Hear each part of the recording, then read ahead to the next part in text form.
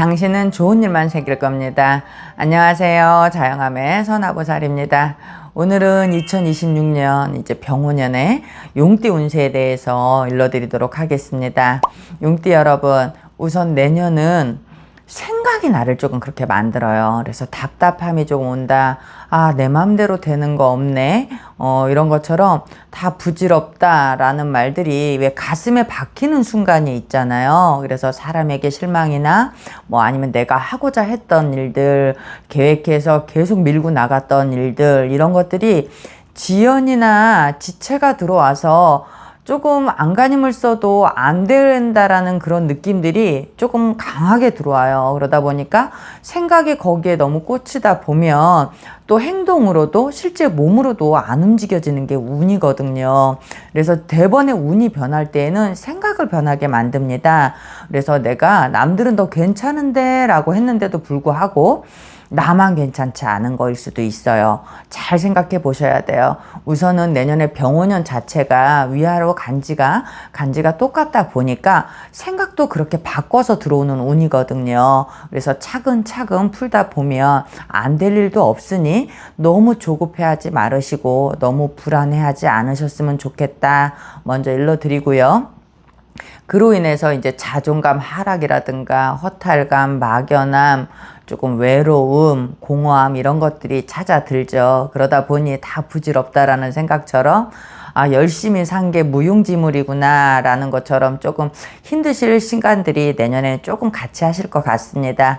사람마다 어떻게 다 똑같겠어요. 1년 내내 다 그런 게 아니라 누구한테는 봄에 그러거나 여름에 그러거나 누구는 가을이나 겨울에 이렇게 한 번은 내가 이런 시련이나 막연함들을 조금 대하고 가야 된다라고 일러드리고 싶고요. 또 내년에는 또 이렇게 갇히는 느낌이거든요. 내가 손발이 묶인 것 같고 제대로 내 맘대로 되는 게 없어서 어떤 되게 압박을 받는 느낌이기 때문에 직장이라면 직장에서도 스트레스나 이런 것들이 조금 많이 생기고 가정에서도 책임이라는 그런 압박들이 내년엔 조금 되게 무겁게 오는 시기이기도 합니다. 그리고 또 자영업이라든가 여러 회사 기업을 운영하신 분들이라면 불법이나 탈법 이런 것들 있죠. 나한테 이렇게 어떤 관제의 기운이 강하게 들어오며 이런 일들에 노출이 되거나 이런 것들이 조금 내가 법과 연관된 일들이 나한테 생겨요. 그래서 이런 부분들 내가 어떤 이렇게 누락하고 세금 신고라든가 좀 불법과 뭐 탈세 이런 것들에 좀 관련이 되어 있는 분들은 지금이라도 꼼꼼히 살피셔서 강제로 털리고 억울한 일이 없으셨으면 좋겠고요. 또 한편으로는 내년에 또 이런 일들도 많이 생겨요. 참 사는 게 젊은 사람 그 나이 많은 사람 순서가 없잖아요. 근데 내년에는 이분들한테는 강한 이렇게 상문살 이런 것들이 들어와서 조문을 해야 되거나 상갓집에 가야 될 일들이 내년에 좀 잦습니다. 그러다 보니까 아, 너무 젊은 사람이 갑자기 허탈하게 아니면 엊그저께 나랑 인사를 했는데 이런 분들이 가시다 보니까 참 사람이 사는 게 너무 열심히 사는 게 부질없나 싶기도 하고 또 그런데 갔다 오면 우리가 기분이 우울해지잖아요. 우울해지다 보니까 이런 것들이 이제 안 좋은 기운으로 찾아드는 건데 제 영상에 보면 상갓집 갔다 왔을 때 비방법도 있으니 또 갔다 온 건 갔다 온 거지만 우울한 기운 또 나쁜 기운 또 들어오시기 전에 다 털고 들어오셨으면 좋겠다라고 일러드리고 싶고 그래도 좋은 점은 당장의 현금 유동성은 좀 제한적이고 막힐 수는 있으나 오래 묵혀야 되는 돈들 있죠. 부동산을 투자를 하시거나 아니면 장기적으로 보는 주식이거나 아니면 장기적으로 보는 뭐 연금이나 뭐 요즘은 펀드도 많이 하시고 막 이러니까 이런 것들은 조금 알아보시면서 조금 그렇게 들어가는 거는 되게 유용하게 잘 쓰실 수 있고 그렇게 쓰는 건 나쁘지 않은 해다라고 일러드리고 싶고요.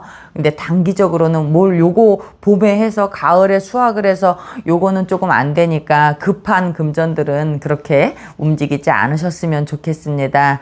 내년에는 답답한 기운이 먼저 생각으로 들다 보니까 조금 요런저런 조금 허무함들이나 막연함들이 생기실 수 있는데 그럼에도 불구하고 우리는 땅을 개간하고 열심히 또 씨를 뿌려야 다음 해가 또 오잖아요. 그래서 이런 부분들 미리 알고 가셨으면 좋겠다라고 일러드리고 싶고요. 그리고 이제 27살 경진생 여러분, 경진생 여러분들은요, 내 마음대로 하다가 어려움이나 위기를 조금 만날 수 있습니다. 직장 취직도 되고 합격운도 있고요. 근데 여기에서 조금 안 좋은 건 첫 직장인데 슬퍼. 사회 초년생의 인생의 쓴맛을 봐야 된다라고 해야 되나? 그러니까 일에 서투름이 있으니까 당연히 혼나는 건 맞는데 이게 어떤 사람은 내가 그래 실수할 수 있지 뭐 처음이니까 라고 자기 자신을 이렇게 다독이면서 더 열심히 하려는 사람이 있는가 하며 어떤 사람은 주눅이 들기도 하잖아요. 그래서 더 일을 눈치 보거나 자존감이 하락되어서 더 성과를 못 내는 경우도 많잖아요. 근데 운이 이럴 때는 조금 그 후자인 쪽으로 많이 쏠려요. 그래서 자존감이 하락되거나 내가 이렇게 사는 게 맞나? 이 직업과 내가 맞나? 이런 생각까지도 드는 게 또 운이랍니다. 그래서 내년에는 직장 상사라든가 윗사람으로 인해서 이런 약간 억압이라면 이런 것들이 들어오고 압박이라면 내 스스로 압박을 느끼는 것들이 조금 들어오니 요것도 조금 내가 이걸 이겨내야 된다라는 생각으로 잘 털어내셨으면 좋겠고, 또 직장을 안 다니시는 분들이라고 하면 집안에서의 또 압박이라면 압박이 들어올 수 있습니다. 억압이라면. 너 취직은 언제 하니? 그 1등 자리만 얻지 말고 지금은 힘들다니까 2등 자리 들어가라. 아니면 3등 자리 들어가라. 그렇게 놀고만 있지 말고 단기 알바라도 하면서 직장을 구해라. 이렇게 눈치를 주거나 아니면 뭐 아이의 행동이나 태도에 의해서 자꾸 억압을 하거나 이런 기운들이 가정이나 집에서 가정이나 직장에서 다 들어올 수 있습니다. 생각하기 나름이래요, 여러분. 이런 일도 있으면 저런 일도 있는 겁니다. 그러니 자존감 하락되지 말으시고 내 자리에서 어떻게 해서든 꿋꿋이 일어서려고 노력을 하시는 것도 또 인생을 살아가는 데 있어서 되게 중요한 거라 생각이 됩니다, 여러분. 그리고 39살 무진생 여러분. 이제 제가 이분들한테 아까 용띠 초반에 얘기를 드렸잖아요. 억압이나 눌리는 기운들 이런 것들이 나를 조금 많이 힘들게 하고 외롭게 한다라고 했잖아요. 근데 이분들이 직장에서의 약간 자존감 하락이라면 그러니까 좀 두려움, 경쟁에서의 조금 지는 거죠. 그래서 성과가 좋은 사람이 칭찬받는 건 당연한 세상이니까. 근데 내년에는 일의 실수나 이런 것들이 나에게 들어와서 내가 조금 얼굴을 못 들 일이 있거나 이로 인해서 조금 혼자 독수를 조금 많이 해야 되거나 이런 슬픈 시간들이 조금 같이 하겠습니다. 근데 이런 게 기회라고 하잖아요. 누구는 그런데요. 오기 품는데요. 지금 나의 이런 걸 못 알아봐 줬으니까 내가 이걸 어떻게 해서든 딛고 일어서려고 더 이를 악무는 사람이 있는가 하면 불만으로 또 이렇게 술이나 먹고 사람들과 또 그 나를 이렇게 하대한 사람들을 이렇게 조금 욕하면서 지내는 사람이 있대요. 근데 내년의 기운이 잠시 그런 거니까 너무 불평불만이나 이런 건 갖고 가지 마시고 좀 털어내셨으면 좋겠고요. 내년에는 또 사람에게 있어서 금전에게 있어서 꼭 내가 어떤 생각의 차이로 잘못 또 이렇게 묶이실 수 있습니다. 그래서 내가 급히 써야 되는 돈인데 불구하고 아니면 대출이 나오기로 했는데 돈이 안 된다거나 내 신용 등급이 안 좋다거나 이렇게 해서 누가 나한테 돈을 주기로 했는데 이게 또 이렇게 시간대로 마음대로 되질 않는다거나 내 돈이 잠깐 요거밖에 없어서 요만큼 융통을 했는데 그 사람이 약속을 못 지킨다거나 그래서 돈의 제약이 상당히 많은 띠예요. 그래서 내년에는 어떻게 해서든 돈을 뭔가 이렇게 집을 사든 뭐를 한다 하더라도 계획적으로 확신되는 일에만 조금 결정을 하시고 또 잠깐이라도 가족이라도 내 금전이 어떤 시간 아래 필요한 돈이라면 다른 곳으로 흘러가지 않게 꼭 잘 붙잡으셔야 되겠다라고 일러드리고 싶고요. 그리고 사람에 대한 판단도 흐려진다라고 했습니다. 좋은 정보를 볼 때도 운이 좋을 때는 그냥 있어도 그냥 지나가다가도 들어오거든요. 근데 꼭 정보를 내가 눈 씻고 찾을 때도 운이 안 좋을 땐 조금 반대되는 정보를 찾아요. 그러다 보니까 거기에 맹신하게 되고 거기에 대한 내가 또 이렇게 동조를 하다 보니까 판단 착오가 일어나고 그러거든요. 그러다 보니 무진생 여러분들은 내년에 그래서 한 분야에 너무 뛰어난 사람이라도 너무 맹신하지 마시고 나무를 보지 말고 숲을 보려고 조금 애를 쓰셔야 되겠다라고 일러드리고 싶고요. 51세 병진생 여러분, 이분들은 내년에 조금 우울감이 조금 더 많습니다. 그러니까 내 생각이나 의견들이 타인에게 먹히지 않는 때가 있잖아요. 예를 들면 뭐 집안에서도 그렇죠.